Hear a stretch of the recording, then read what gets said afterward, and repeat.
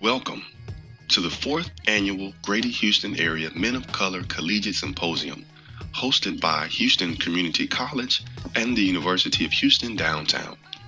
We're so glad you had an opportunity to join us on today to learn more about how to engage and support male students of color in our community. You're going to have an opportunity to hear from great speakers who will discuss issues around resilience through education, their experiences engaging with male students of color and how they themselves have developed and matured in their professions, as well as you will receive information to your email specifically about our male success programs. Houston Community College has an exceptional program, the Men of Honor program, that supports male students as they earn their certificate or associate degree for professional development or opportunities to transfer to a university.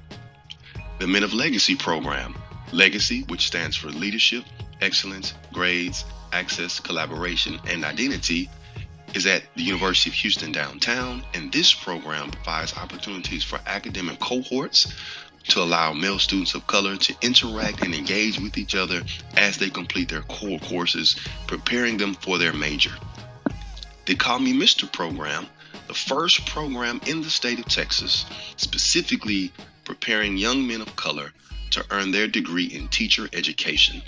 This partners them with an academic institution and, more importantly, a school district, which allows them to transition into the workforce to increase the amount of men of color teachers in the district. This program was adopted from Clemson University and is a part of the National Clemson University Call Me Mr. initiative.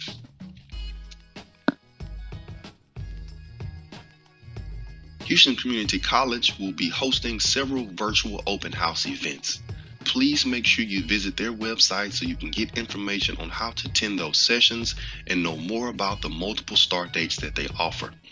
Houston Community College is an exceptional institution that supports students of diverse backgrounds and communities. The University of Houston Downtown is hosting their annual open house tomorrow, Saturday, November 14th, from 9 a.m. to noon. You're going to get information to your email about how to sign up for this event. Please join and have an opportunity to interact with various college personnel on how to enroll at University of Houston Downtown for this upcoming spring 2021 semester. The Houston Area Men of Color Collegiate Corridor works in tandem with nonprofit organizations, ISDs, community colleges, and universities with opportunities to increase enrollment, retention, and graduation success for men of color in the Southeast Texas community. We want to make sure that you have an opportunity to learn more about this program as it continues to develop over the next several months and years.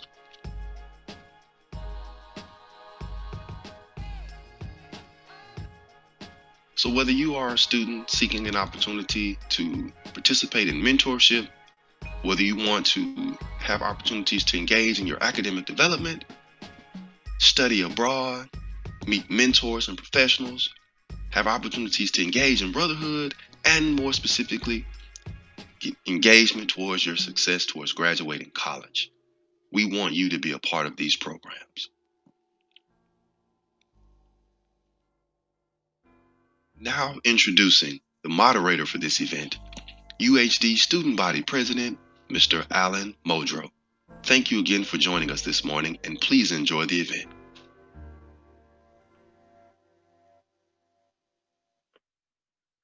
Greetings and welcome to the fourth annual Greater Houston Area Men of Color Collegiate Symposium, hosted by the Houston Community College and the University of Houston Downtown Men of Color Success Program. I am Alan Modrow, UHD Student Body President, and your host for this event. We are glad to have you all join us in this virtual symposium.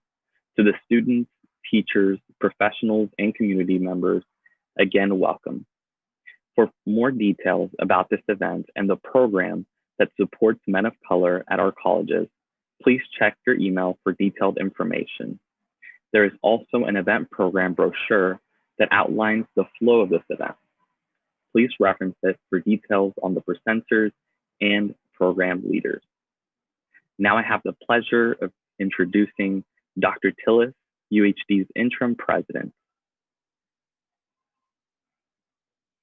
UHD's interim president will bring you some words of encouragement. Dr. Tillis. Okay, now that I have learned how to get myself off of mute, good morning to you all, and thank you, Ellen. I am honored to bring you greetings and virtually welcome you to the 2020 Men of Color Symposium, hosted by the University of Houston Downtown and Houston Community College. Today marks the fourth year that the University of Houston Downtown and Houston Community College have collaborated to celebrate, encourage, and inspire men of color to pursue a college degree. On this call today, we're anticipating over 200 men of color who are poised to serve as the next Fortune 500 CEO, high school principal, tax attorney, real estate broker, or even university president. Today, you will hear from several dynamic speakers who will share with you critical tools that will be needed for success as you take the first steps towards a college degree. You know, just a little bit about me. I was born and raised in Memphis, Tennessee.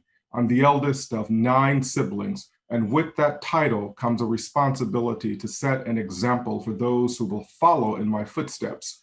I am the first in my family to graduate from college and the first person to earn a doctoral degree. During my days in high school, I didn't have the Men of Color Success Program to help me navigate the educational landscape. I did, however, have a supporter, Mr. Peter Pratt, who happened to be African American and the Associate Director of Admissions at Vanderbilt University. Mr. Pratt came to my home, sat in my living room, and spoke with my grandparents about the educational opportunities available to me at Vanderbilt University. He shared with me and my grandparents how college could be that one thing that changed the trajectory, not only in my life, but in the life of my entire family and also in the life of my community, who I also was very proud to represent when I left Memphis and went to Nashville to start my undergraduate studies at Vanderbilt. You know, Mr. Pratt actually changed the trajectory of my life. He totally changed the course of my life and that of my family and that of members of my community in high school. And many folks after high school followed me to Vanderbilt, as did some of my family members and my siblings followed on to college after I had entered Vanderbilt. Today's symposium is very special. It is my hope that you experience a Mr. Pratt moment. Soak in all the information from today's speakers and ask questions about classes at HCC and UHD. Inquire about campus life and decide that from this moment forward, you will make your education a priority. I would be remiss if I did not encourage you to consider your educational journey at the University of Houston Downtown. I am elated to work here. I'm elated to serve as the interim president, and I would be even more elated to welcome you to our beautiful campus in the future, nestled in the heart of downtown Houston. So, once again, thank you for this opportunity to speak to you all. Enjoy what has been prepared for you today. Take advantage of it. And back to you, Ellen. Thank you so much, Dr. Tillis, for your support in this event and for the Student Success Initiative within the UHD community. Now I have the pleasure of introducing Dr. Graves, Vice Chancellor of Student Services at HCC. We will have a brief message.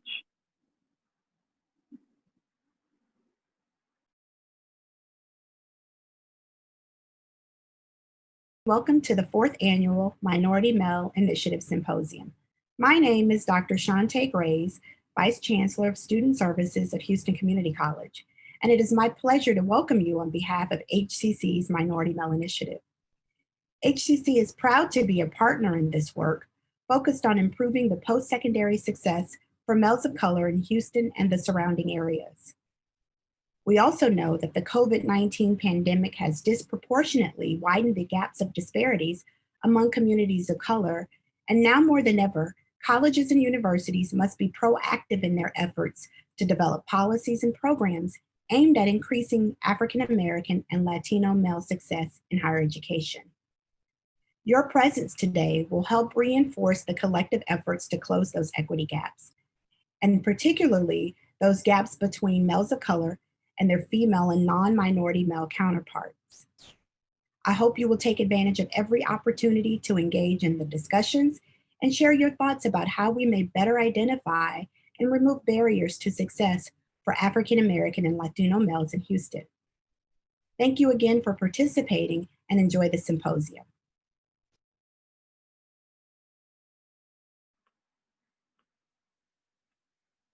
Thank you so much, Dr. Grays, again for your support of the Men of Honor program at HCC and all that you do to support student success. Your efforts are greatly appreciated. Now, ladies and gentlemen, we again thank you for joining us today. Resilience through education is our theme for this event, and why we recognize that education helps shape and build communities. We have an exceptional leader for today's event. Attorney Belisha Wallace, founder of the Wallace Law Firm, is originally from Missouri City, Texas.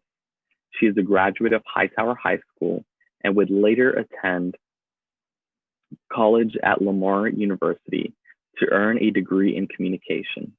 As an active student at Lamar, she would help build organizations such as Woman to Woman, Poetic Souls, and supports the Campus Unity March.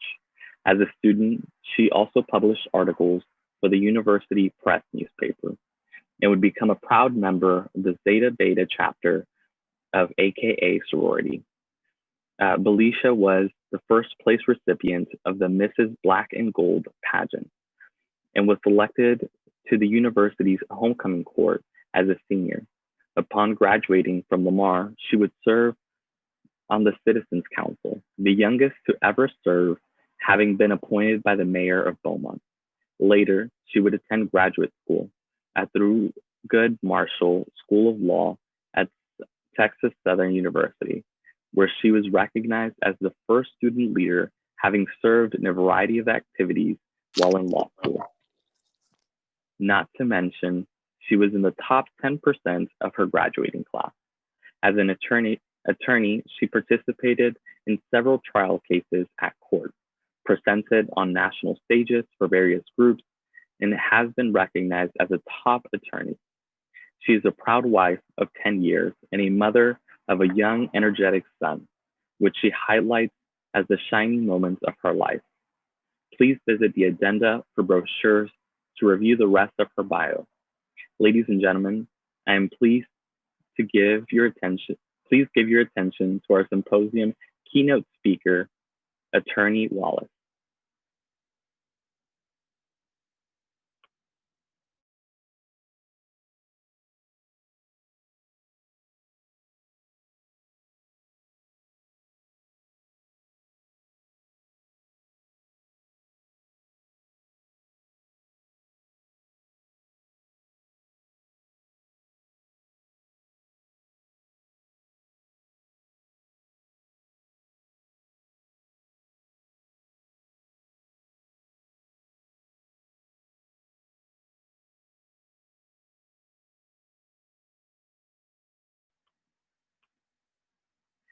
It appears we're having some technical difficulties. If you give us just a few moments as we have our keynote speaker jump on.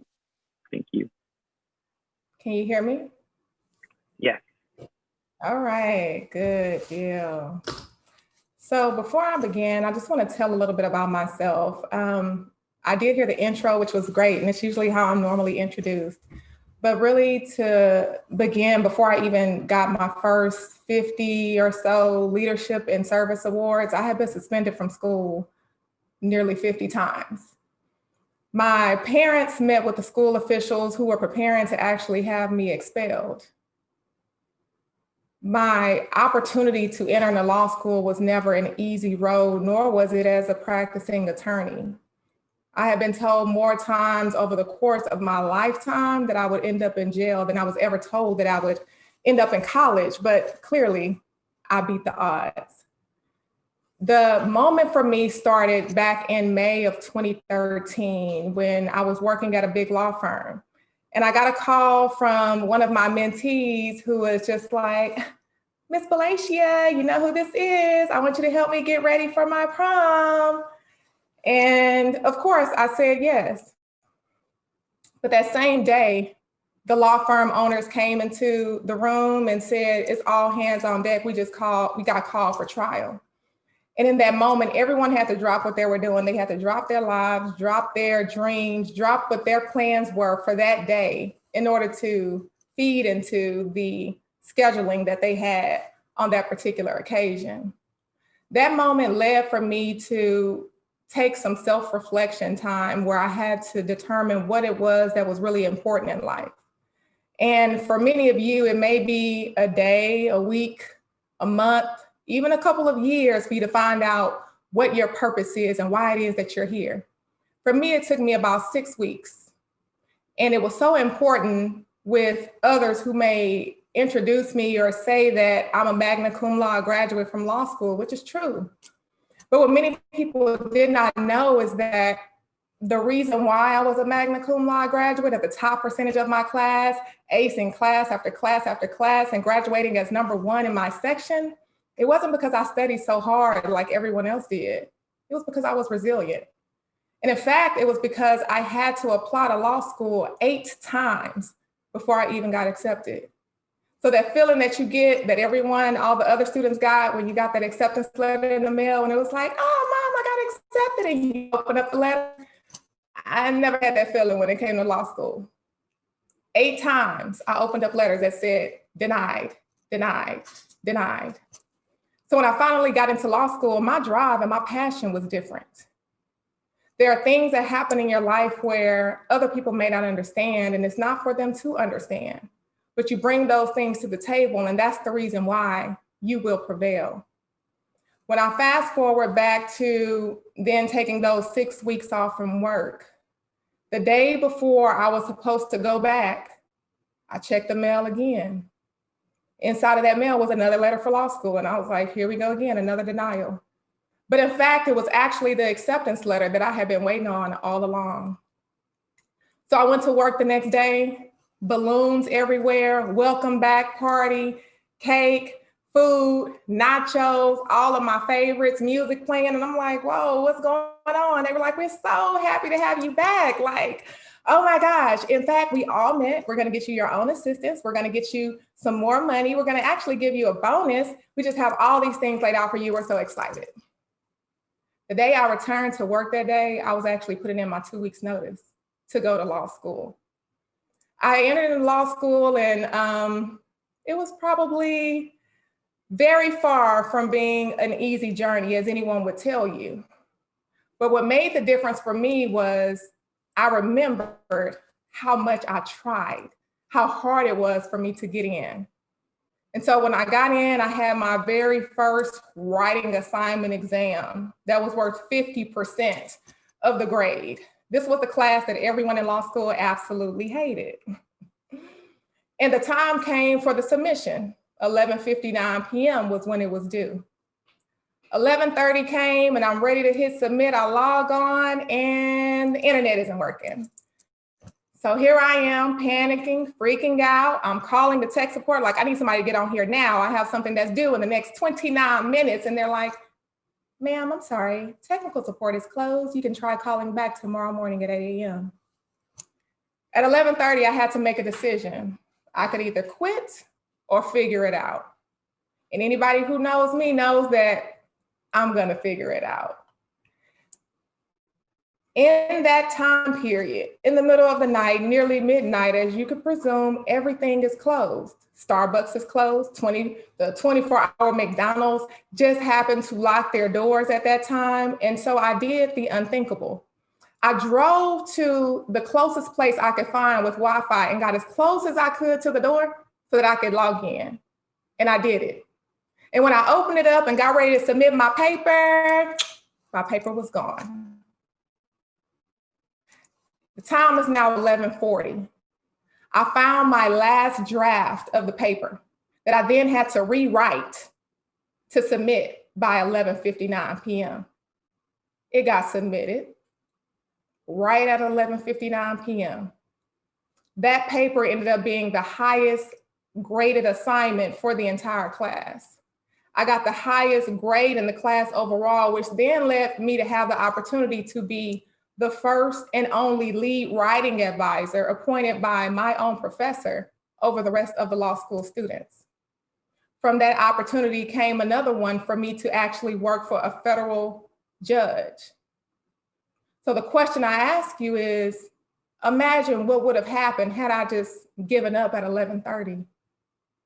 When I had my next exam, which was a final exam, I had my breaking moment, which everyone has in law school.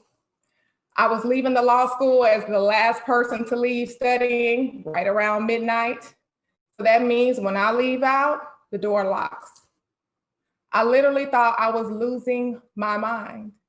I walked out of the door and I heard, and mind you, let's backtrack a little bit. The law school I went to is Thurgood Marshall School of Law, which is the same as Texas Southern University.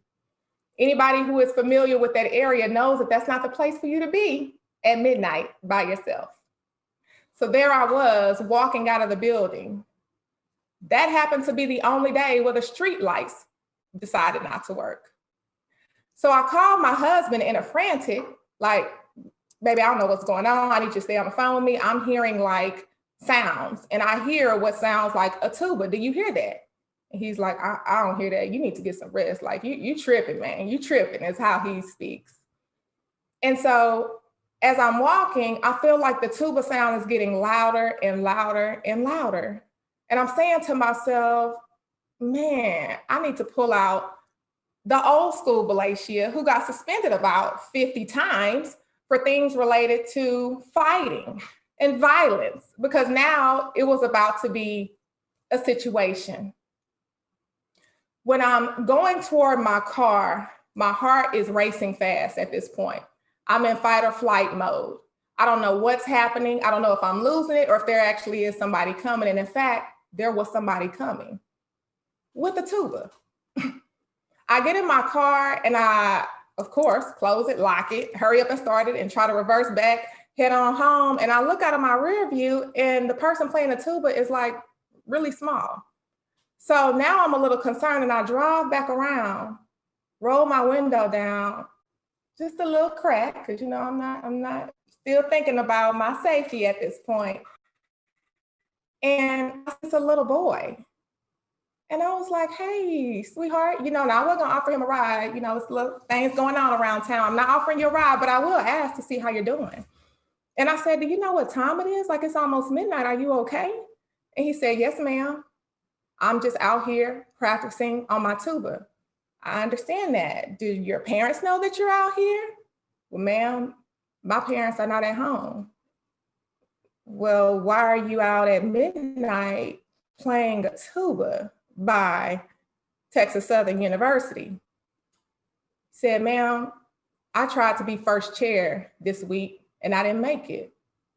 And I understand, the rest of my friends who were doing good, in band, they probably at home chilling or whatever. But for me, I just really want to be first chair. And so I got to do what I got to do. And I need to play this tuba until I get it right. When I drove off, it took everything in me not to break down, because that was exactly what I needed to hear. I went home that night and I finished studying all the way to the point where I get to my final exam, which was that next morning. I'm in the hallway lined up with the rest of my classmates. And here comes one of my classmates. Miss Wallace, you studying?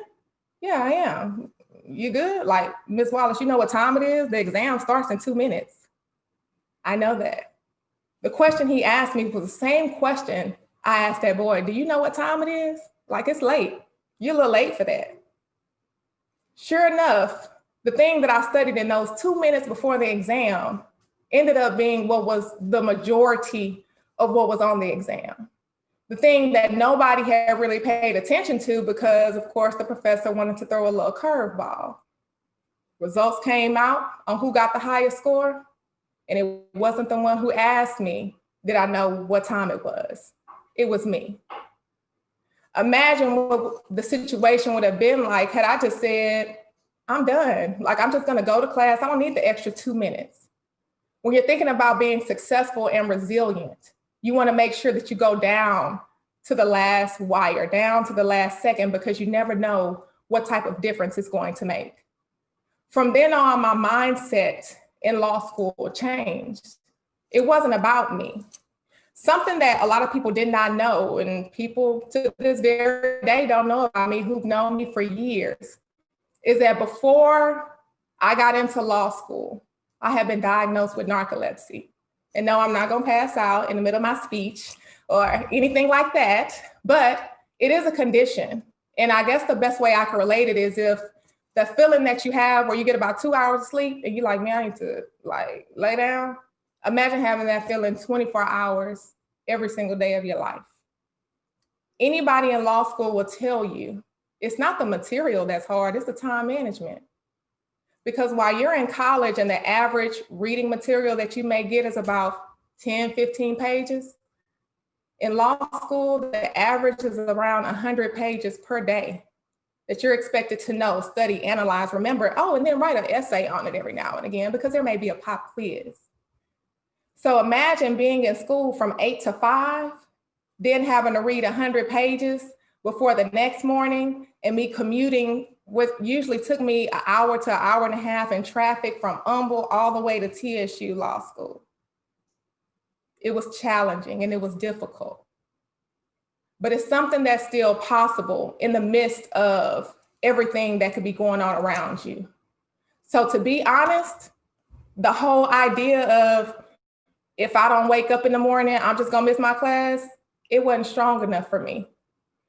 I wanted to sleep, but I didn't have a choice because my classes started at 8 a.m. So instead, what I did was, instead of packing a breakfast just for me, I packed one for me and the homeless person I would see on the way to school every morning. That let me know that if I decided I wanted to sleep in for the day, I was just a little too tired, the narcolepsy was a little too much for me, and I wanted to stay in bed, that somebody just might not eat. It wasn't enough for me to say, I could be late to class, I could miss class, I had perfect attendance. I mean, so what? I deserved a few free days off. No. If you don't get up, somebody might not eat. It's a position that we all have to keep in mind throughout life, that your life is not simply based upon you. For me, I had to work not only like my life depended on it, but like somebody else's life depended on it. From then on, of course, I graduated, passed the bar exam on my first attempt, and for many others, they didn't have that same opportunity. Thurgood Marshall School of Law, even though I'm a very proud alum, is one of the schools, or really the only school, with the lowest bar passage rate in the state of Texas. It was a deterrent for me to even consider going there. And in fact, the percentage was so low that many of my classmates failed the bar exam on their first attempt. Statistically, I definitely should have been one of those as well. The reason why is because that LSAT exam, the LSAT test that you have to take to get into law school, the equivalent of what I got on that was about an F every single time I took it. Yet I graduated at the top of my class, not because I was studying a different set of materials than anybody else was, but it was because I was resilient. I'm not going to sit in my room and watch TV all day when I know that my physical abilities are dependent upon me doing well in school. I'm not going to have the extra conversations and gossiping in the hallways or spending time partying when I know that if I use that time toward my goals, the sky is the limit. When I graduated, I was one of 2,000 applicants who wanted to be an assistant district attorney who got selected. There were people who walked out of that interview process crying, passing out, fainting, And I'm sitting in the room like, what is this interview process like? As I'm watching each applicant come out literally in tears. The reason why was because the interview process was so challenging and difficult. You stand in the middle of a room surrounded by some of the biggest officials in the district attorney's office who are pounding you with questions, asking you, do you really know what you're talking about? Looking up your background and questioning your character. And you know what? The girl who got suspended nearly 50 times was already used to that. So when I stood in that room, surrounded by all of the officials, it didn't make a difference for me. It didn't feel as though I was being attacked. It reminded me of the Balatia, who was always told that she would always end up in jail before she ever ended up in college. And the truth of the matter is that I actually did end up in jail multiple times, but it wasn't as an inmate, it was as an assistant district attorney. And so even if people may speak negatively about you, to you, or even toward your future, that doesn't dictate where you will go in life. One of my sorority sisters, in fact, was one of the ones who unfortunately also did not pass the bar exam. She could have given up at that opportunity, but she didn't. She got that phone call, and unfortunately, I didn't know her at the time, but if I did, I would have called her up like, hey girl, you okay?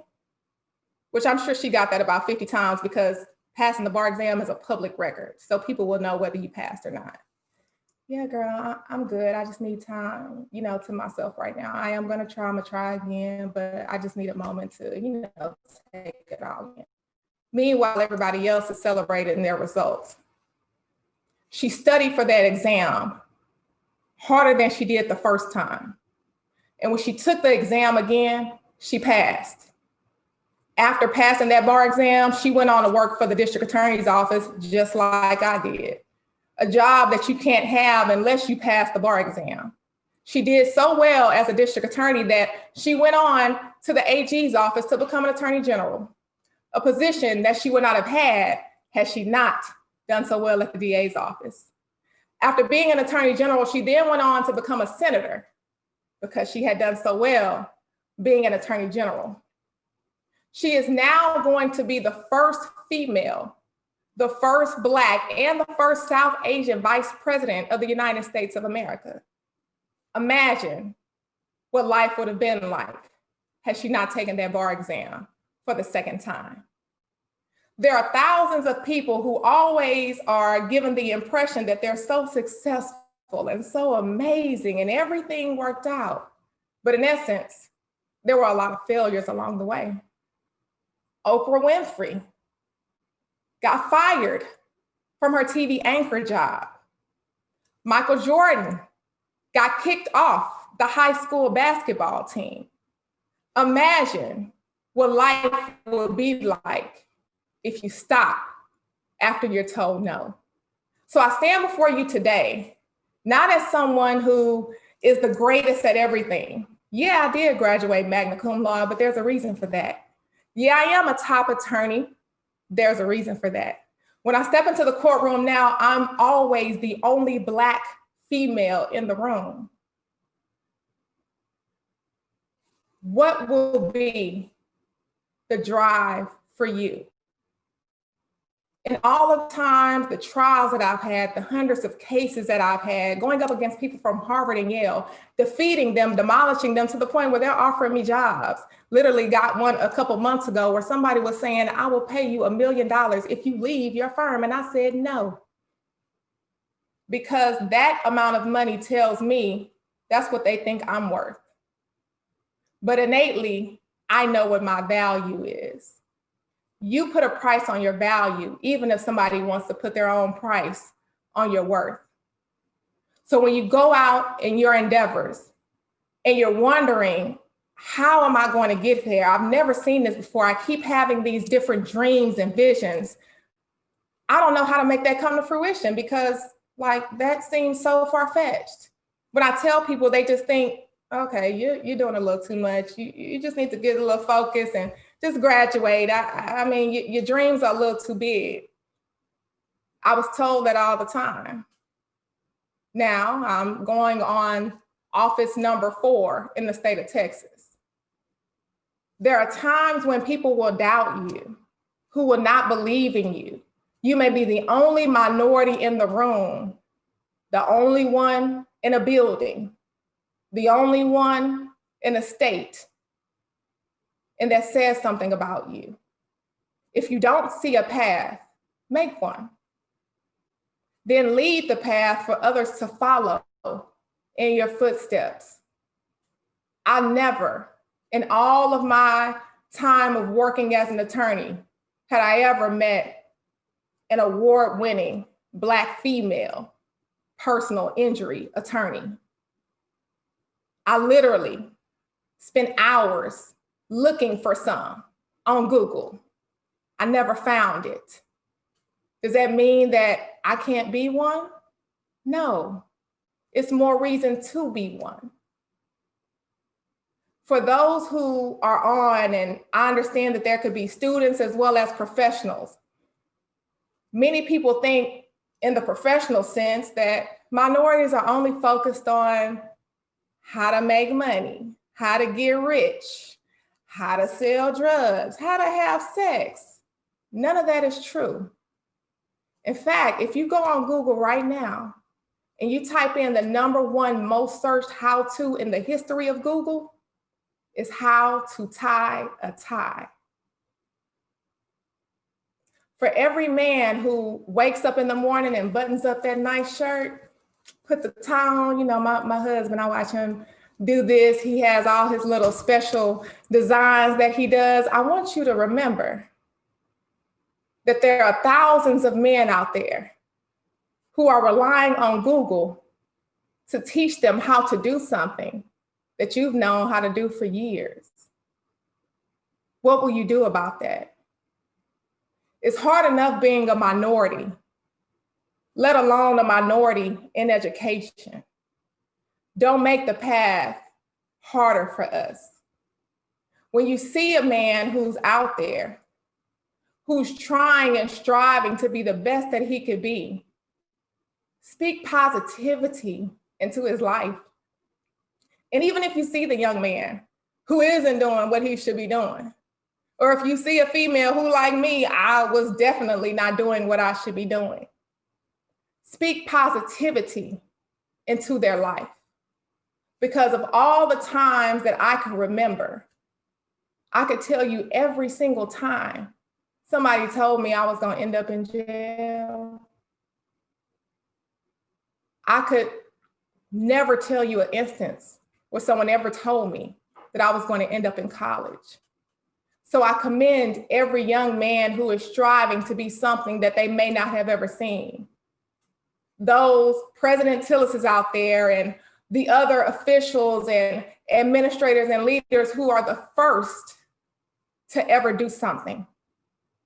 Be the first for your family, for your friends, for your future, but just make sure that you'll never be the last.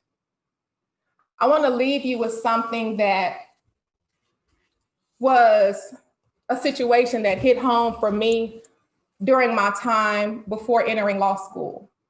And there was a period during the time that I took that break where anybody who knows me knows that I love to give to the homeless, just like I told you about giving the breakfast every morning. During that period, God led me and said, I want you to continue to buy double of everything. Find someone to give it to. That's not hard. I'm in Houston. Like I could turn a corner, homeless person right there, turn a corner, another homeless person right there. When he said that to me, it took me literally hours to find someone. I had seen people walking by. I saw a family walking down the street. I was driving so long, the family who I saw go in the store had already come back out of the store with plenty of bags. And I'm still looking around for this homeless person. And I said, okay, this food is getting cold. It's now getting moisture on the cup. And I was like, I only see one person, you know, this family out here. So I pulled over and I was like, are y'all hungry?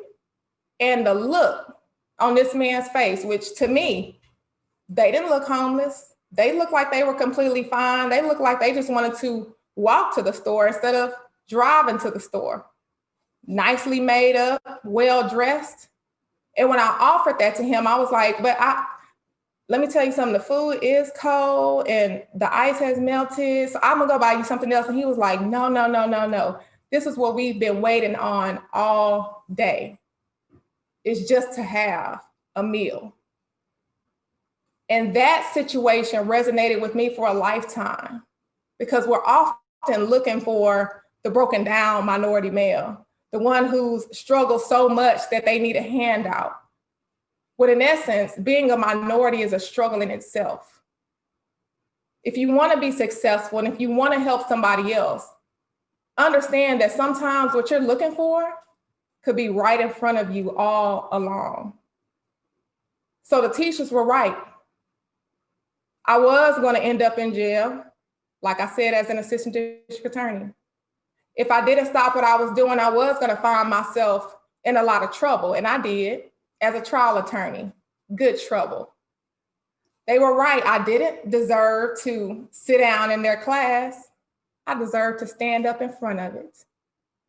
And they were absolutely right that I wouldn't amount to anything, because in fact, I amounted to every single thing I could ever dream of. Take that with you and realize that success is not going to come easy. But if you're resilient, you will reach your goals. Thank you so much, Attorney Wallace, for your words of empowerment to us today. Ladies and gentlemen, this concludes this session. We will have a short video break followed by our guest panelists. Please see the agenda brochure to learn more about Attorney Wallace. Next, a brief word from one of our event supporters. Thank you, everyone.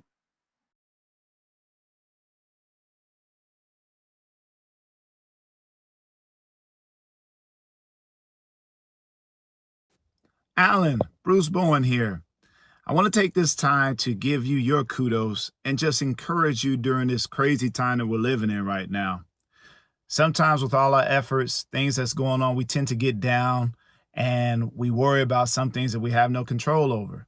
I just want you to focus on the things that you have control over, and hosting that great event of men of color at the university is a tremendous, tremendous thing that you're doing. Dr. Jerry Wallace thinks a lot of you, and he thinks a lot of how you're handling this situation, but he also felt like he just needed a little encouragement. So here it is, my man. I'm encouraging you right now. Continue to be that selfless warrior that you are, and understand that in due time, things will change. But until then, you are an example for many others. They're looking at you and they're wondering how they're going to make it through things, but they find strength in you, Alan. So continue on with that great, great deed that you're doing. And also to all the other men of color out there, during this crisis of COVID, we will rise up against it, because we fought too long for us to now succumb to the little things in life.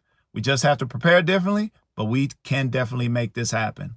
All right, take care of yourself, Alan. Again, thank you for your selflessness and the things that you're doing. Take care.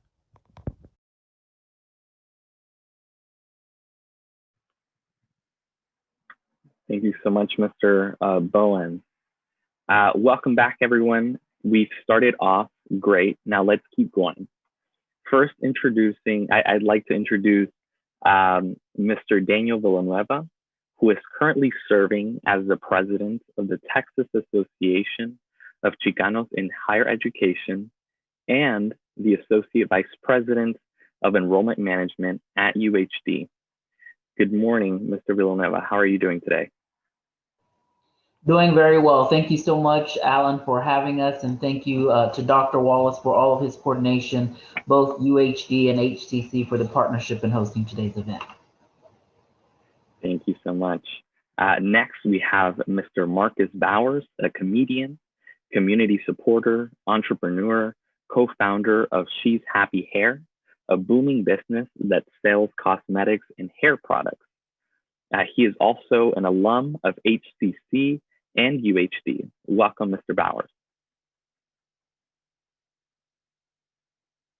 Oh, it looks like he is running a few minutes late, but we'll give him a few moments when he comes in.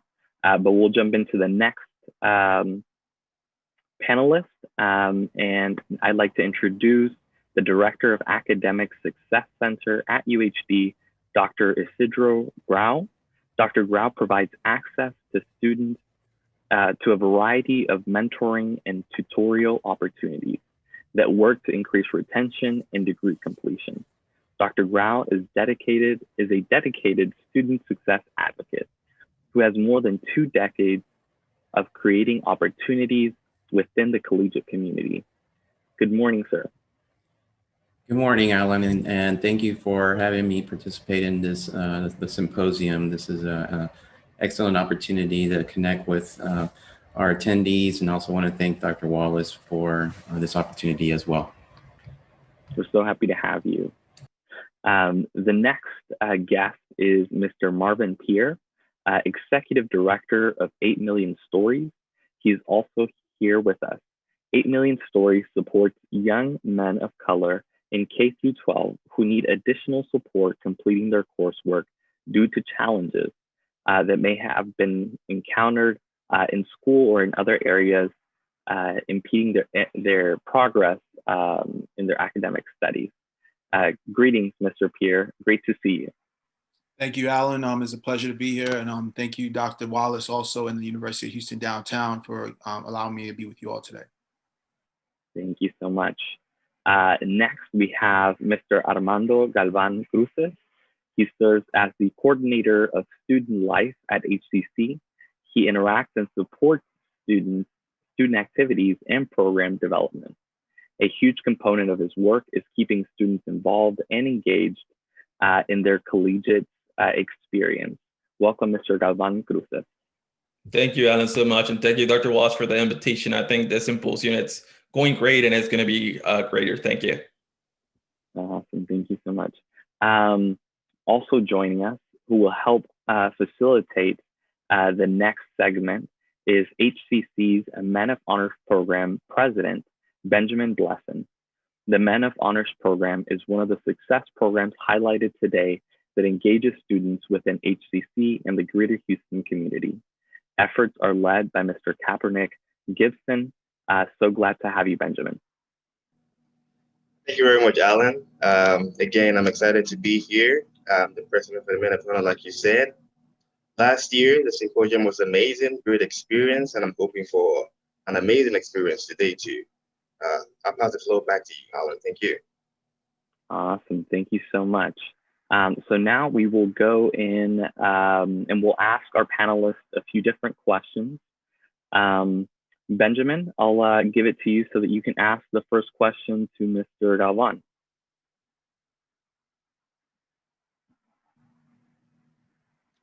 Thank you, Alan. So the first question, Mr. Armando, someone who interacts in students' life at Houston Community College, what are some of your greatest moments interacting with the men of color on campus? Thank you, Benjamin, for that question. Well, a great moment that I was able to experience, I think it was last semester before the pandemic hit. We started a new initiative called Conversation Corner. And the intention of the initiative was to change the dynamic of student services departments. Instead of having our students going to the administrator's office for answers, we were bringing those administrators to our student life building for a kind of town hall experience, having those discussions and having those conversations that sometimes our students feel kind of intimidated to ask because they feel out of their natural environment where they used to go. That is the classrooms and the different spaces that they are familiar with. On one of the sessions, we were about to end the session, and one of our minority male students disclosed that he was living in his car. That was something that the initiative brought to light. It was something that existed already, but by providing those safe spaces for students, and in this case, minority males, you can help students to speak out and ask those questions and get those answers that they need. So that was one of the greatest moments I lived experiencing interacting with men of color last semester. Thank you, Mr. Armando. My next question is going to go to Mr. Marvin Pierre. You've lived in New York area, the Northeast, now in Texas, the South. Supported students in K-12, you served as a school principal and now an executive director of 8 Million Stories. Can you tell us about your experience in how you arrived at this current place in time? Yeah, so I'm a native New Yorker and started my career in education in New York City, where I served in several leadership roles in several charter schools in New York City, and decided to come to Houston mainly because I was looking to open a charter school for all boys and wanted to get some experience working with an all boys middle school. And KIPP Houston Public Schools had a single gender school for boys called KIPP Polaris Academy for Boys, and ended up coming here in 2013 to really get some experience in terms of learning how to service young boys at the middle school level. After those 3 years, I realized that there were some bigger issues in our educational space that were impacting the lives of young people. And I started to learn more about the school to prison pipeline, where on an annual basis in the city of Houston, we refer almost 12,000 kids to our juvenile justice system. And many of those referrals are for nonviolent offenses. And after a kid spends time in a detention facility, they have a very difficult opportunity to reintegrate themselves back into their community schools. And so we decided to start the 8 Million Stories program to give young people an alternative pathway to completing their education, finding the meaningful employment, developing the critical job readiness skills that ultimately will keep them out of the criminal justice system and ensure that they could be productive members of society. And so that was kind of the motivation for why I transitioned into the nonprofit space to really take on more intense issues around education that I personally felt was not being addressed. Thank you, Mr. Marvin. I just have a follow-up question. So the 8 Million Stories, is there a way? So do we search it on Google, or how do you advertise the 8 Million Stories? How do people out there who doesn't know about it, how do they find it? So we do have a website. It's www.8millionstories.org. The number spelled out. And then we also have social media platforms. So we really do a lot of posting on social media around the impact that we're having with young people through our work. And so we start to gain momentum that way. And then we also have partnerships across the city with the, local nonprofits who are serving similar demographics. And it's a way for us to really try to get the word out to young adults in our school districts that we are also an alternative option to help young people who are, possibly struggling in traditional school settings. Thank you, Mr. Marvin. I'll pass the floor back to Alan. Awesome, thank you. All right, the next question goes to Mr. Villanueva. So it says, as president of the Texas Association of Chicanos in Higher Education, can you tell us more about this organization and how it supports local ISDs and higher ed institutions? Thank you so much, Alan, for the question. Yeah, I currently serve as the president of the Texas Association of Chicanos in Higher Education. And there's always questions about one of those words within our title, specifically the word Chicano, and how we interpret it and what that means specifically. So I'll take just a second to kind of define it. In the context of our association, it really is an anti-assimilation strategy and approach that we refuse as Mexican Americans, as Puerto Rican Americans, as Latinos all across the state of Texas, to assimilate to any other culture rather than our own and be comfortable in our skin and our identity as Latinos. So that in and of itself is the definition of how we interpret Chicanos as it relates to Tache. And Tache is made up of higher ed professionals from across the state, and institutions have state memberships as well that comprise our association. And what we do is we look specifically at the work of higher education and how we can streamline the changing demographic of students within the state of Texas and help them graduate and see more representation in higher education among students, but also among faculty and administrators. We champion and challenge institutions to hire and to promote people that look like us and to consider diversifying administration on campuses, both at the ISD level as well as the higher education level. It's no shock to you that less than 2% of administrators in the state of Texas are of Hispanic descent. Yet the growing demographic of Latinos within the state of Texas is somewhere upwards of 57% in ISDs and in higher education. So there is a disproportionate gap there. And our work is to everyday champion the success of our students, our faculty and staff, and get better outcomes for our students as we hope that they'll graduate local ISDs, matriculate into community college, trade schools, or four-year universities, and also see representation in the administration of those entities. Did that answer your question, Alan? Yes, thank you so much. The next question goes to Mr. Grau, and the question goes as follows. As director of the Academic Support Center, you engage with students in a college environment, providing mentoring and tutoring.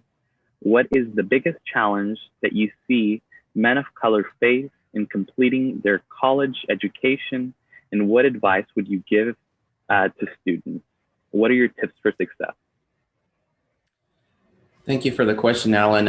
In working at UHD and also as a man of color that's navigated through higher education, one of the challenges I always see is connecting with resources. And what I mean by that is any way that as a student they can extend the help, the call for additional assistance, whether it's a tutor, whether it's a faculty member, a mentor. And so part of that challenge in leading into what I think are 3 tips that I always recommend to students is to connect, to engage, and to communicate. And I think those are vital because as I remember going through college, and being in a classroom and in many cases being the only Latino man in the classroom, I was often very intimidated. You know, I was hesitant to speak up. I was hesitant to ask questions. But as I persisted, as I, in some cases, didn't do well, you know, I didn't do well on papers, on exams. You know, I had to ask myself, what do I need to do to find my place here in the classroom and in higher education? And I had to basically, you know, push myself to connect, to engage, and to communicate. And I think that's definitely one of the challenges that I share with other students that I work with at UHD, and encourage them that, you know, they have a voice as a student. And amongst the support structure we have at UHD, we help to support that as well. Thank you so much, Dr. Grau. All right, Benjamin, you have the next 2 questions. Thank you, Mr. Allen. I have a question for Mr. Nueva. Sir, as you are completing your doctorate degree from Texas A&M, what have you learned over these years in navigating the higher ed pathway, and how have you grown as a person? Thank you, Benjamin. It's a tough environment to navigate. I've learned that. I've learned that you know, this will be my 10th year in a doctoral program, and oftentimes I think people will look and say, "Wow, that's a long time," and why did it take you a long time? I think something I learned is to not compare yourself with others. We all have our own trajectory and our own journey. So for me, in the time of 10 years, I've grown from an admissions counselor to an associate vice president of enrollment management. So that has taken time out of the dissertation and the doctoral journey to commit to a career. I've built 2 houses. I had a family, got married, have a child. And so I think one of the things that I want to remind everyone out there is that during your educational journey, you're on this journey by yourself, and to not compare yourself with others. Don't look at colleagues, friends, or family members who may be in different situations and can do things a lot faster than you or behind you. Understand that this is an individual journey. And in that being an individual journey, that you have to ask for help. As my colleague Isidro mentioned, there are often times at Texas A&M I was the only in my class, and so how do you identify as being the only representative from your culture to speak on behalf of your culture in class discussions? I think what I also learned is I really learned how to learn.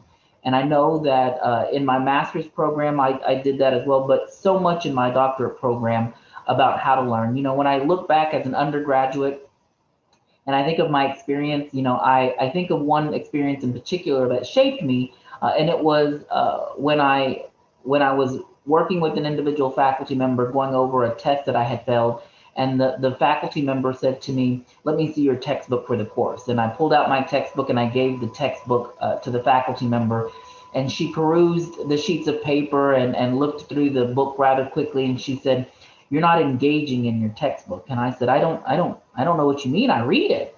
And she said, "No, I need you to engage in your textbook. I need you to highlight. I need you to write. I need you to make notations. I need you to draw in your textbook. I need you to connect the dots."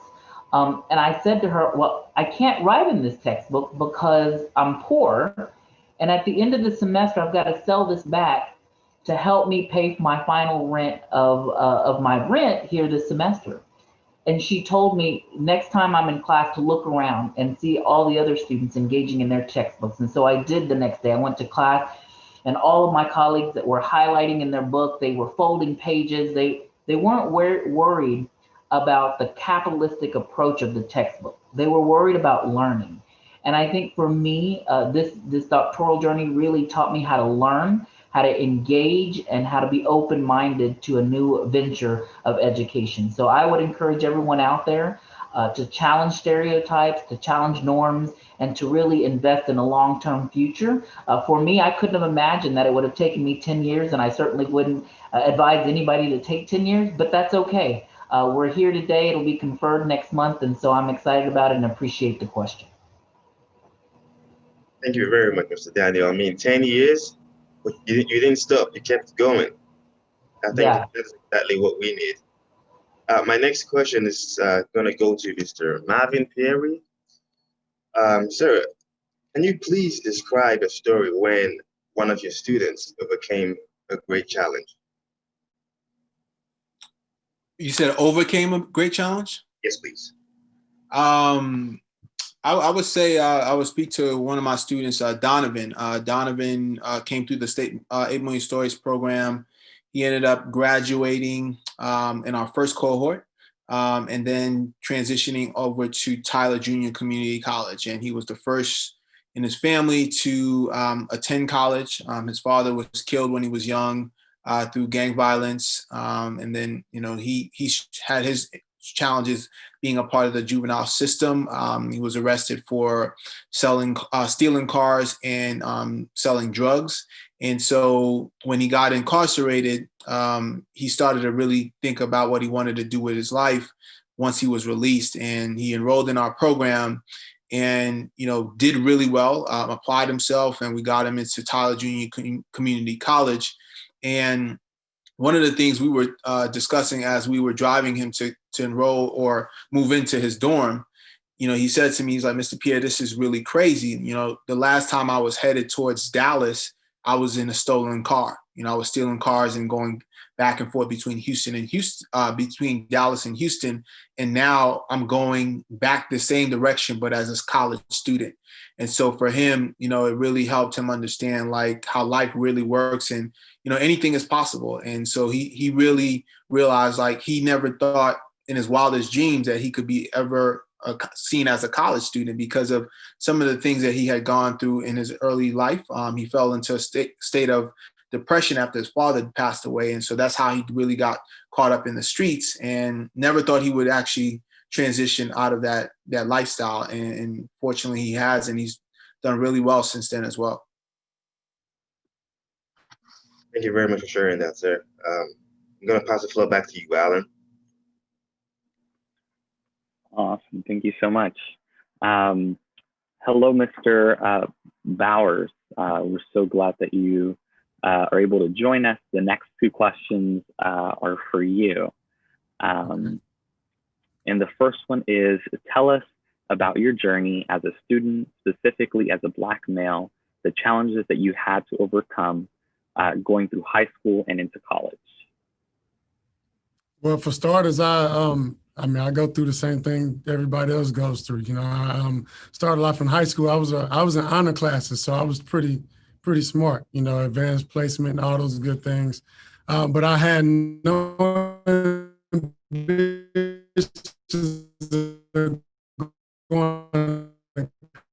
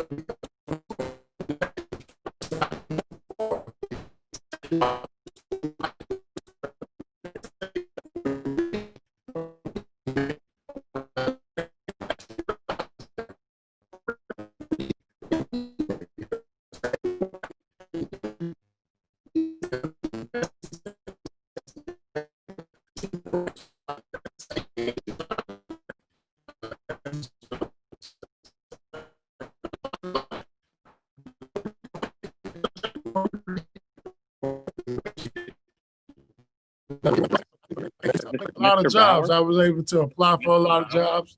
I was qualified, and one of the things I did was I started pulling people that were doing things that looked like I wanted to do. If they looked like they was having more fun at work than I was having, I would trap them in their office and ask them like, "Hey, how'd you get to where you at? What'd you do? How'd you start making 6 figures?"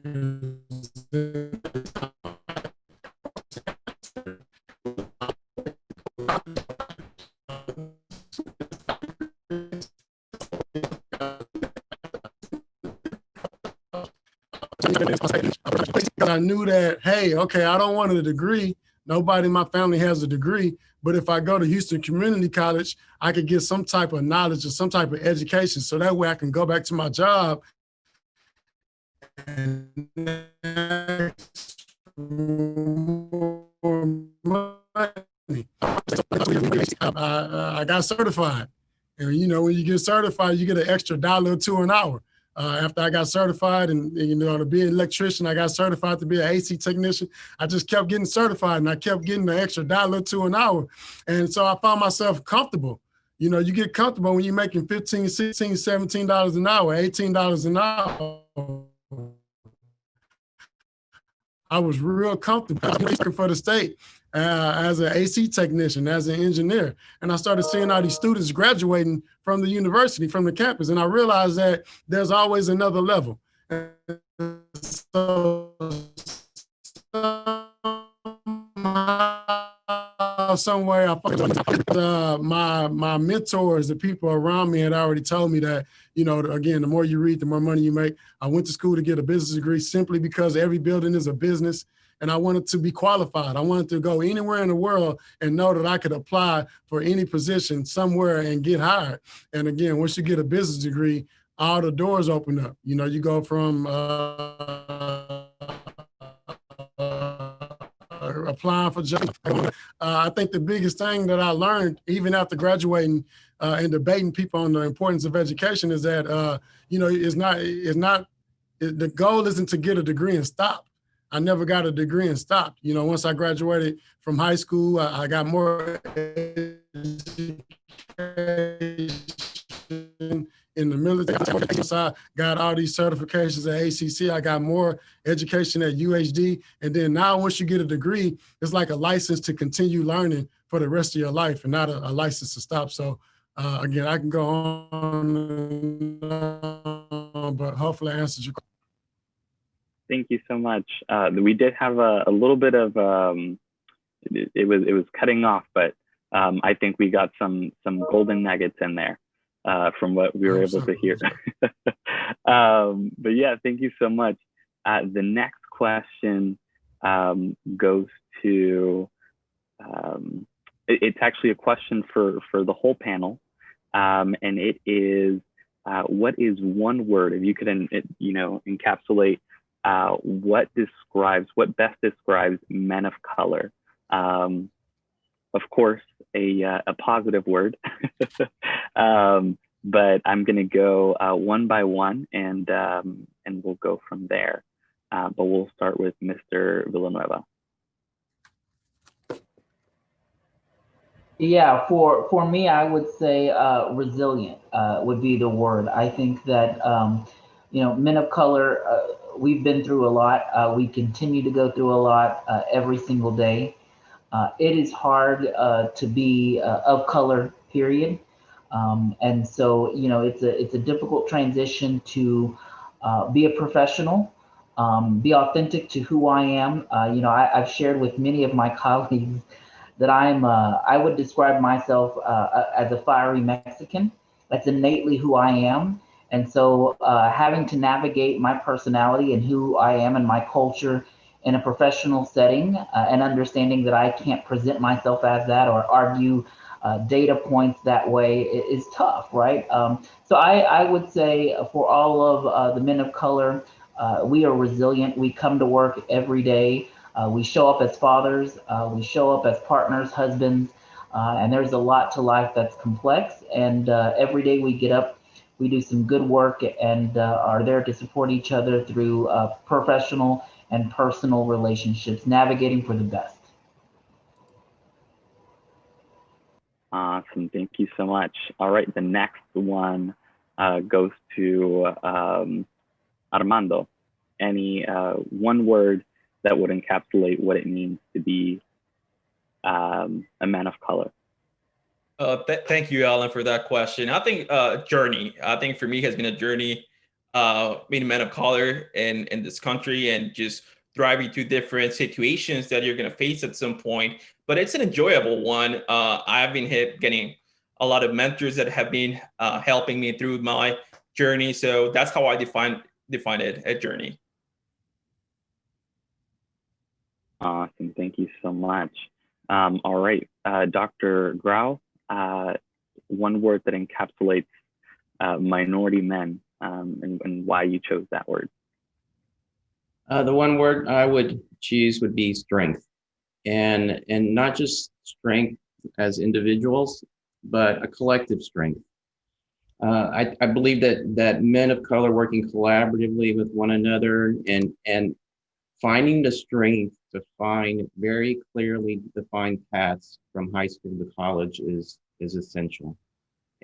But not doing that alone, navigating the application process, financially, career goals, and as Daniel mentioned, balancing work obligations and family responsibilities. It's essential to be strong, but be strong together, connect with teachers, with mentors, with counselors, and then find those clear paths from high school to college, and together we men of color are strong at the end. Awesome, thank you so much. Mr. Bowers, any one word that you feel encapsulates what it means to be a man of color? And I know we were only able to ask you one question, but anything else that you'd like to add, any other golden nuggets that you may have for this group? I guess the one word I would use, I mean, people used to always ask me when I was growing up, what I wanted to become or what I wanted to be. And I never had a title. I never wanted to be like anything specific. I just wanted to be great. So no matter what I was doing, I just wanted to be great at it. Whether I was an electrician, I wanted to be the greatest electrician ever. I've never been electrocuted. If I wanted to be, an AC technician, I wanted to be the greatest ever. Even when I was playing ball in high school, I thought I was great at it. I wasn't going to the NBA, but I was practicing to be great at it. And so I think no matter what you're doing, just be great. And that's a word that definitely describes me and the people I know. Awesome. Thank you so much. And last but not least, Mr. Marvin Pierre, you can take it away. Yeah, I would say, passion. I think, men of color bring passion to whatever we do. From my experience, we've always applied, given 100% to everything that's placed in front of us or assigned to us. And I think that's what makes us really unique, and often sticks out when we think about great men of color who've done some great things, not only here locally, but nationally. You've always seen it grounded in passion for whatever they're doing.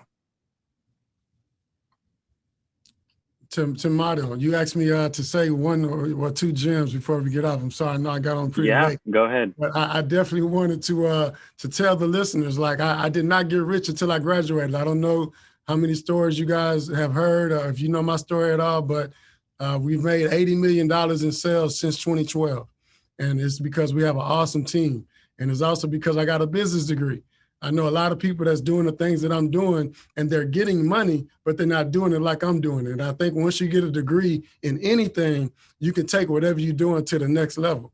I know we started with just $800 and, to go from $800 to 80 million in just 8 years, I think it's amazing. And I know I couldn't have done it without the education that I received from these universities, HCC and UHD. And so I love debating and arguing with people that think that school's not important, but it really is. It's so important. It's part of the process. And it's like either you go start now or you go start later. So no matter what, we got to educate ourselves. And one thing that we're always debating about is the importance of school or the importance of taking those next steps. And I don't think there's anything else that's as important as educating yourself, not just today, but every day, even tomorrow. I have a quote or a slogan that I use all the time: is better than yesterday. And I live by that, whether you're getting better than you were yesterday, mentally, physically, or, just all across the board. And I think that's very important to read, not something, but the right things. A lot of times we spend our whole day scrolling on social media, and that's not what we should be doing. We should be going to the university or YouTube and registering for classes that matter, if that makes sense. But I definitely want to throw that out there, Mr. Monroe. Thanks for listening. Awesome. Thank you so much. Does anyone have any last comments or anything else? I know we're a little over. We have a little time to spare, and so anyone else, if not, we'll let people run to the restroom, because I know it's been it's been a minute since we had a break. But any last thoughts? Alan, I think I have some final comments, and I'm going to pick on what my fellow panelists said. It's okay for you guys to ask for help. I think as minority males, we feel like we need to fix everything by ourselves, and that asking for help will show some vulnerability, and that's not the case at all. Asking for help provides resources we as minority males need, because we don't have. Also, that people are willing to help.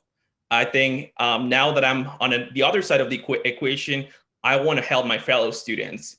And finally, forgive yourself for things that you feel you could have done better, and be resilient through education.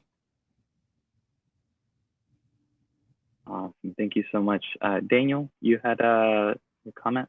Yeah, I was, one of the final things I'll say is that I think avenues and discussions and arenas where we can discuss these topics and share our visions and our thoughts are even more important today than they ever have been. So I know I opened up by thanking Dr. Wallace, HCC, and UHD, but I want to reiterate that point.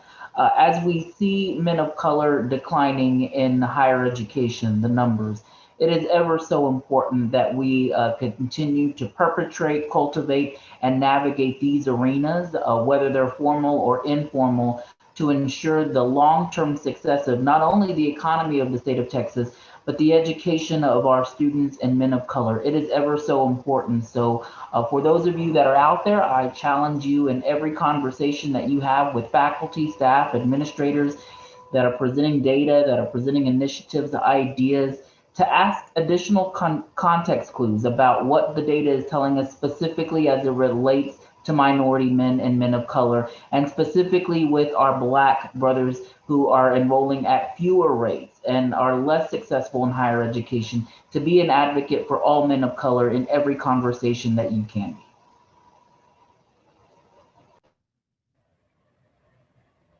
Awesome. Does anyone else have any last comments? Oh, one final shout out, Alan. Yeah. I want to encourage students to participate in outstanding programs like the Men of Legacy, Call Me Mr., Men of Honor. You know, this is where we come together. And so seek out those programs, join those groups.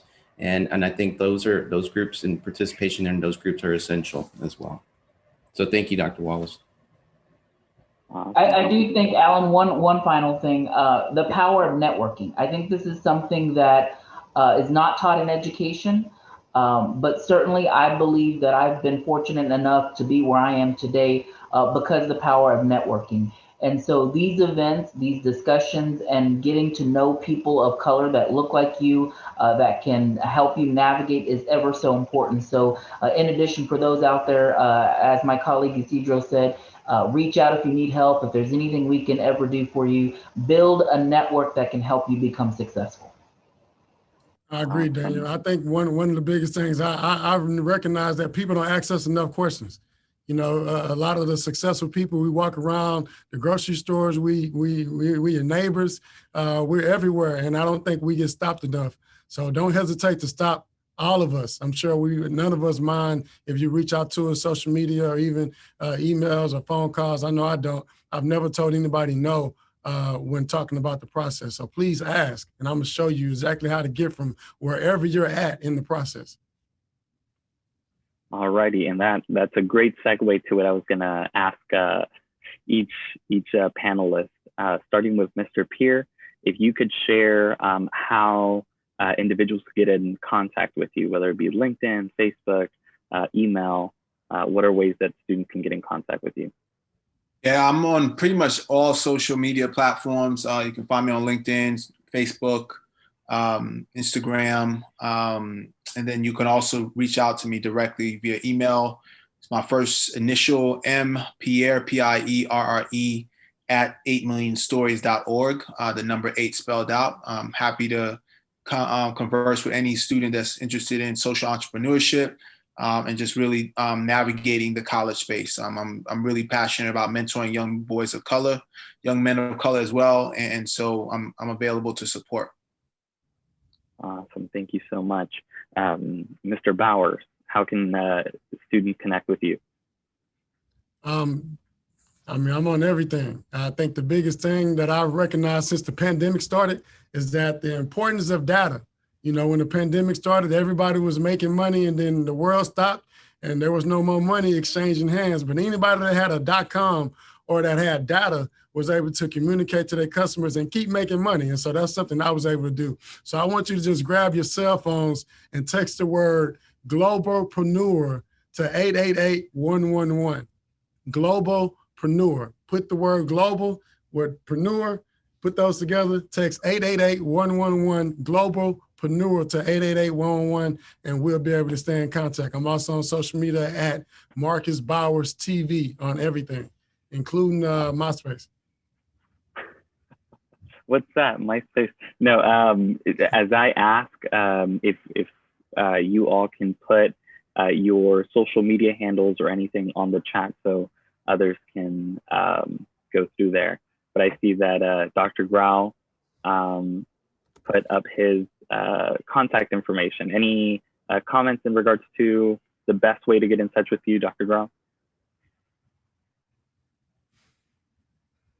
As some of my panelists mentioned, I mean, we're here. We're answering phones, we're answering emails, and Daniel can attest to that. And so, I make myself available and willing to answer questions, and continue to work with our students as well. And I put my contact information in the chat. Very easily, just Google GROW at uhd.edu, and you'll find my contact information if you don't happen to get it off the chat. Thank you. Daniel?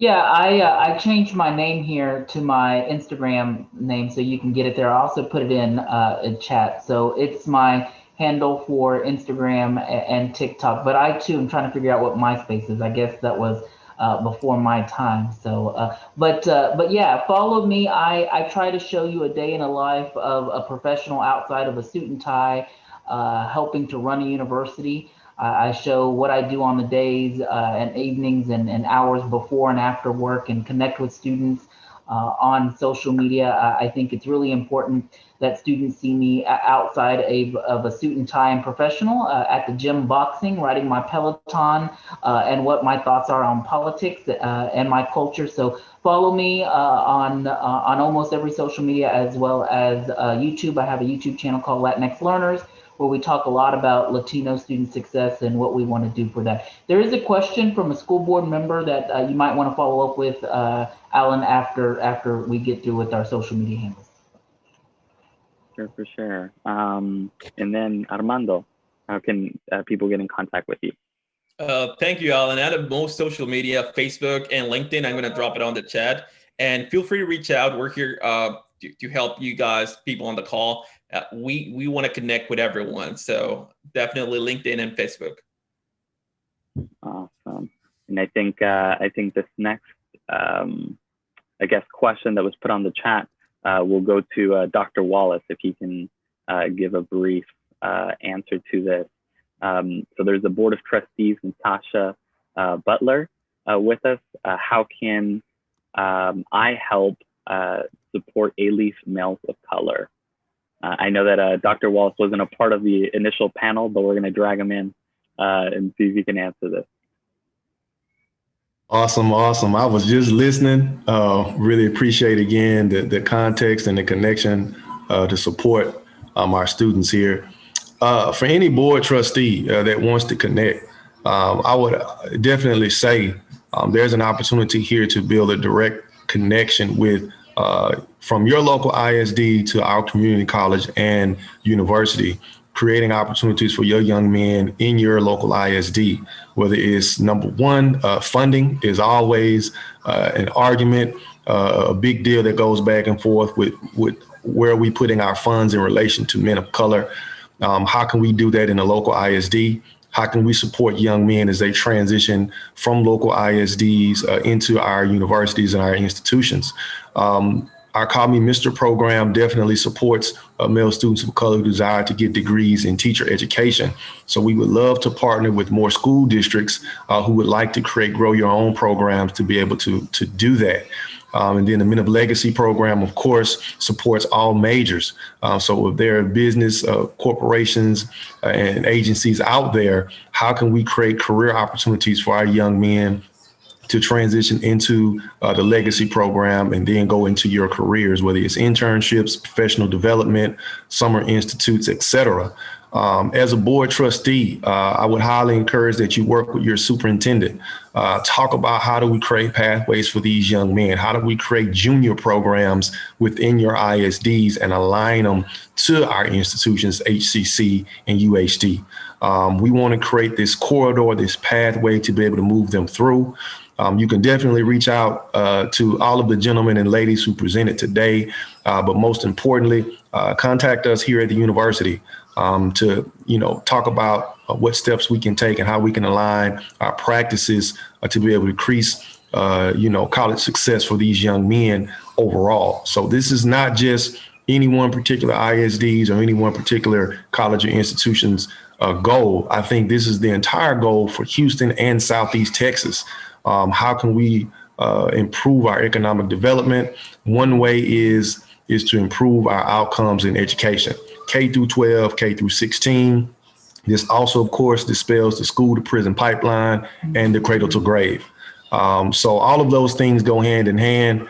But of course, encourage and motivate your young men as well as their families and the communities they come from, because those communities need you as well. So again, thank you all for that. And for those professionals, you should be getting an email to the professional track that'll start just in a few minutes afterwards. Alan, I'll turn it back over to you. So much. And thank you to all the panelists that were able to give us great insights into the work that you are all doing and into your willingness to connect with students and support them in any way that they need. Before we take a brief break, I did want to let those professionals that are on the call that are joining us today, please check your email when you registered for the event. There's a professional track, just like Dr. Wallace talked about, and that will be starting in about 10 minutes. And so you can transition at this time. For those that are staying on this track, we will have a brief break and we will resume in 5 minutes.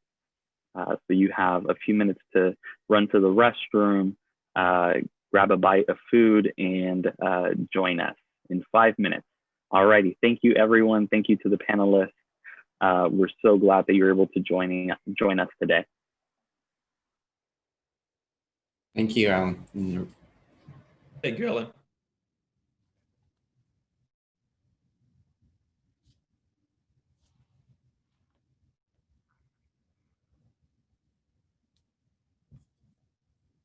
I have a dream.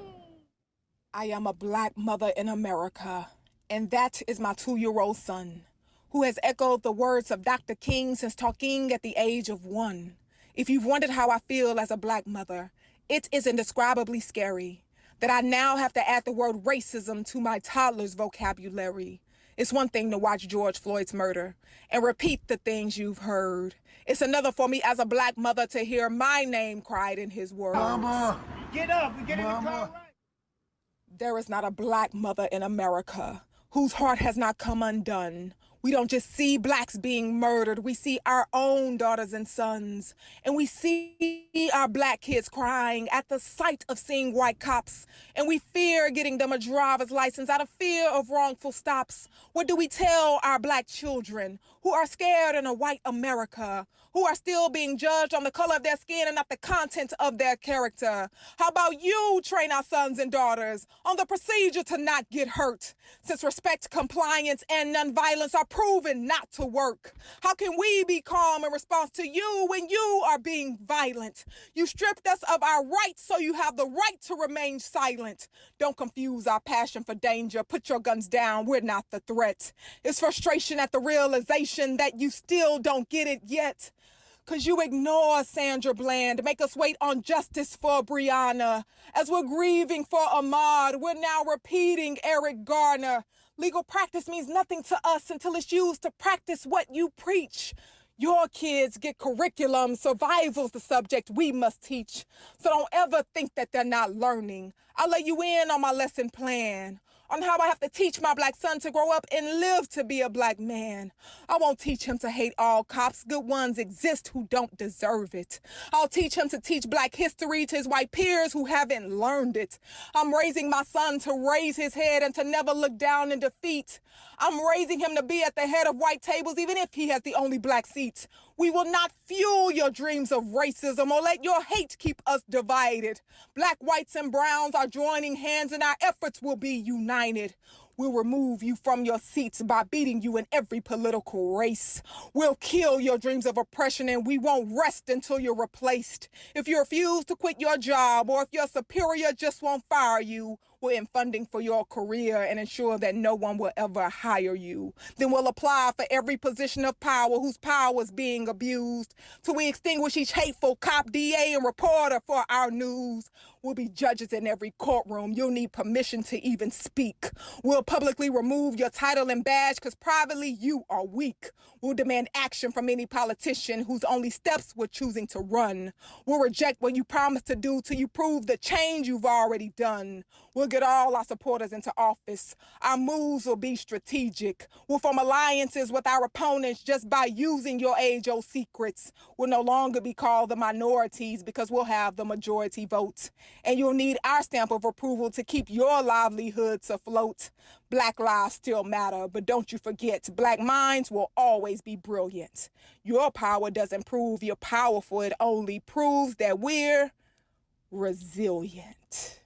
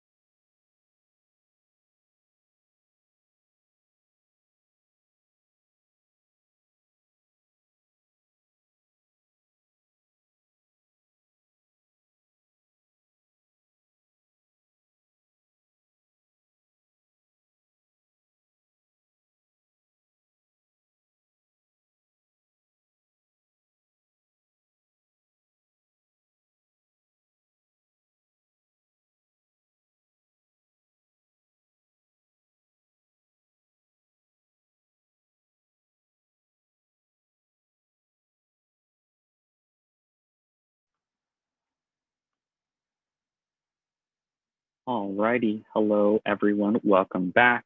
I hope you were able to run to the restroom or do anything else that you needed to do. For our next presentation today, we will have Ms. Johnson, who will present information about how to enroll at HCC. So can we have Ms. Johnson? I think you're muted, but you have the floor.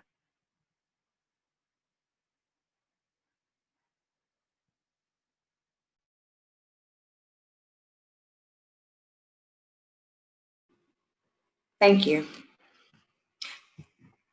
Welcome. My name is Ms. Johnson. I'm a student recruiter with Houston Community College.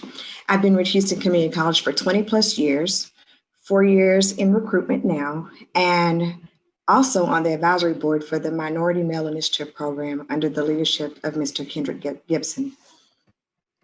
Today, I'm going to discuss with you, one moment. Today, I'm going to discuss with you reasons why you should enroll at HCC. HCC credits are accepted by all Texas public universities. We have affordable costs, small class sizes. We have over 21 locations throughout the Houston metropolitan area and virtual classes as well. We have over 200 programs, and attending HCC, of course, is a smart decision. Along with attending HCC, we have many different educational pathways. We have degree seeking, those students that want to maybe transfer to a 4-year institution like U of H downtown. We have over 8 areas of study. Again, 200 programs of study. And then we offer online, evening, and weekend courses. Another pathway is certificate programs. You can take one class and be done within 16 weeks. Most of our certificate programs, there's no testing required. And you can also take workforce programs within our certificate, level 1 and level 2 certificate programs. Continuing education are for students that want to come back and get a new skill, a new trade, upgrade themselves for general purposes. You might want to find a new career, so you would apply for continuing education. Our adult education classes is Change Your Life for $20. We have ESL classes, and of course our Text Chase, which is also known as the GED program. So once you complete your application progress and decide on what career path you want to take, what degree seeking program you want to take, if you're going for academics, you can also transfer to many different universities within the HCC. Within the Texas community. So HCC transfers more students to the university than any other community college in Texas. So our partnerships, of course, are with University of Houston Downtown. And if you're a degree seeking for an RN, you can take our RN program at HCC and still transfer to U of H Downtown, which we have a partnership with. You would take your classes still at HCC, but through UHD to receive your BSN. We have the University of Houston.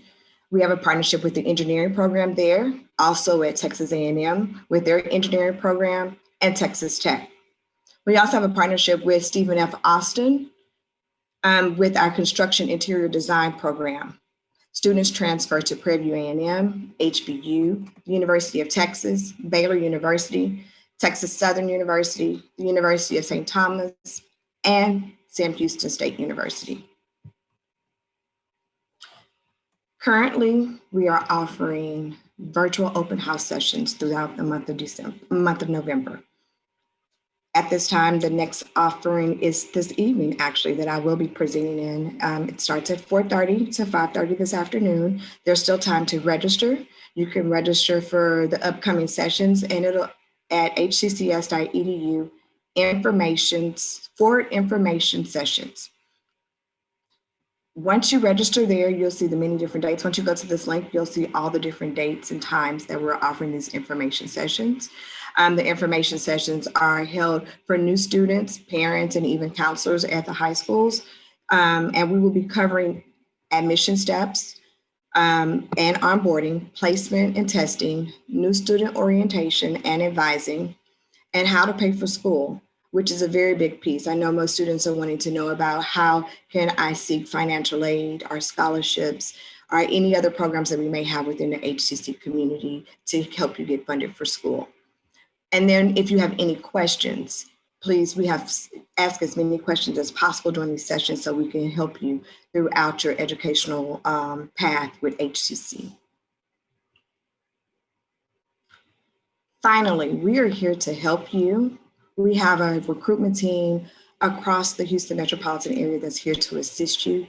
You can visit our site at hccs.edu/outreach and recruitment. We have about 10 recruiters. You can click on any recruiter and we're here to serve you. Also, if you want to contact our student services department, we're here to connect with you virtually and in person. You can connect with us through our virtual lobby, and the link is also located on our website. I will put some links in the chat box to assist you with contacting us once I'm done with the presentation. And if you have any questions during this presentation, please put your questions in the chat box and I will be more than happy to assist you for time's sake through the chat box. And I will also put my contact information. Thank you for your time.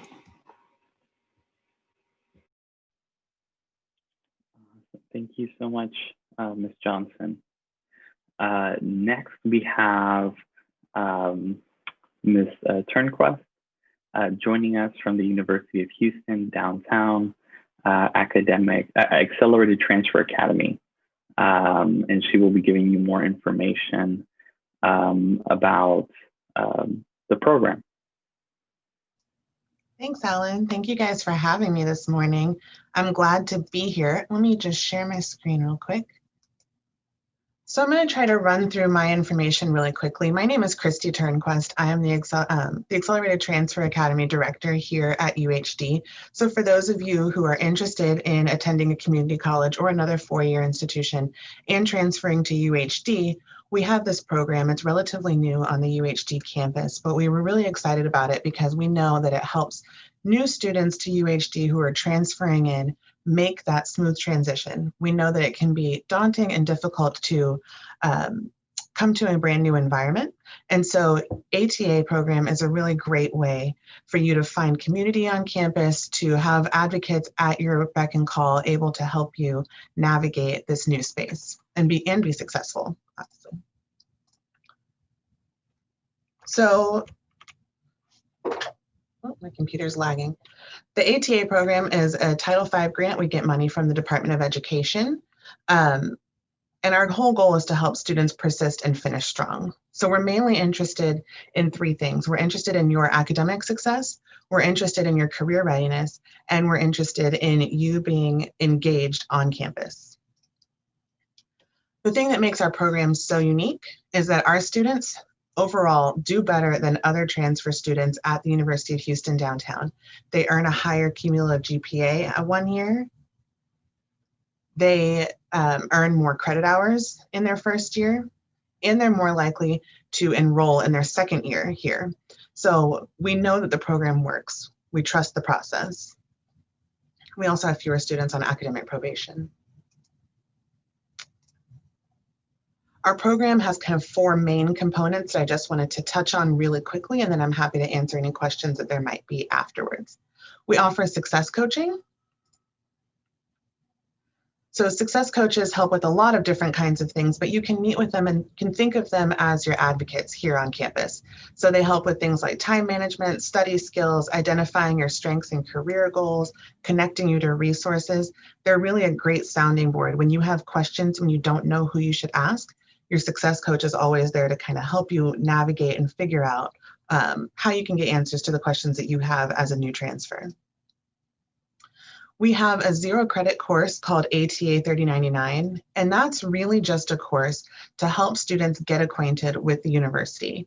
Get acquainted with the university, go through some career building exercises, and really get a chance to meet other new transfers. So it's your chance to kind of build community here on campus within a small setting.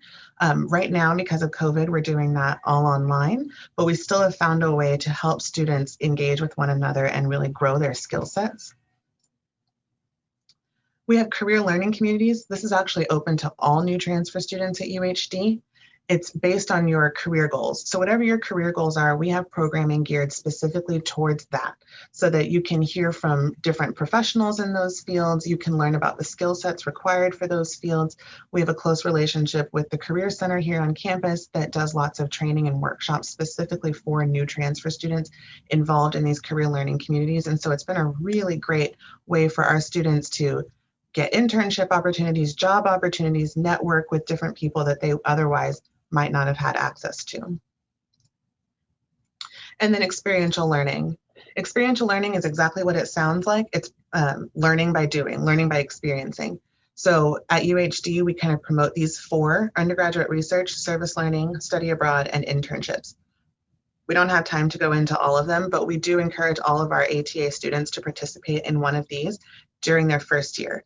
One of the ways that we help facilitate that, this coming spring, we'll be doing virtual internships with a nonprofit in Costa Rica. And then depending on the COVID situation, ATA students will then be traveling to Costa Rica in May to visit that internship site, and their internships will pertain to their majors. So students are doing things with education, with health and behavioral sciences, engineering, business. So we're really excited about these kinds of opportunities that we're able to provide our students. Because we know that time is valuable and transfer students don't often have a lot of free time, we really want to make sure that we're making this worth your while. We believe it's good for you just inherently, but we also want to compensate you. So students in the ATA program can earn up to $150 with book vouchers each semester, so you can use it in the bookstore to purchase anything there. We also have scholarships that are exclusive to the ATA program. So you can get up to $1,000 for one scholarship. You can earn multiple scholarships. We have over $5,000 every semester dedicated just to scholarships for students. And then just a couple of quick things that I wanted to go over. The program is called Accelerated because they wrote the grant before they actually built the program. That's the honest truth. But we do require students to be full-time. So we know that a lot of transfer students are tempted to take fewer hours. We really encourage you to take at least 12 in the fall and spring semesters so that you can make adequate progress towards your degree. We do require our students to be full-time. So if you can't be full-time, that should say in the spring, we can't accept you into the ATA program, but a lot of our programming pieces are still available to any transfer students, so that we hope that if and when you decide to transfer to UHD, that you will seek us out. We have resources. Our main goal is transfer student success, whether you're in our program or not. And I think I sped through that so quickly. I hope that you were able to catch some of that. But if you have questions, you can always email us at ata@uhd.edu, and we are happy to have much longer conversations with each of you. But thank you so much for your time. I'm going to throw it back to Alan. Awesome. Thank you so much. And y'all aren't off the hook just yet. I do want to ask both of you, when y'all are going to school, what is something y'all wish y'all would have known? What's one tip that you would give to students either entering college or transferring, into a university? So we'll start with Ms. Johnson. Thank you.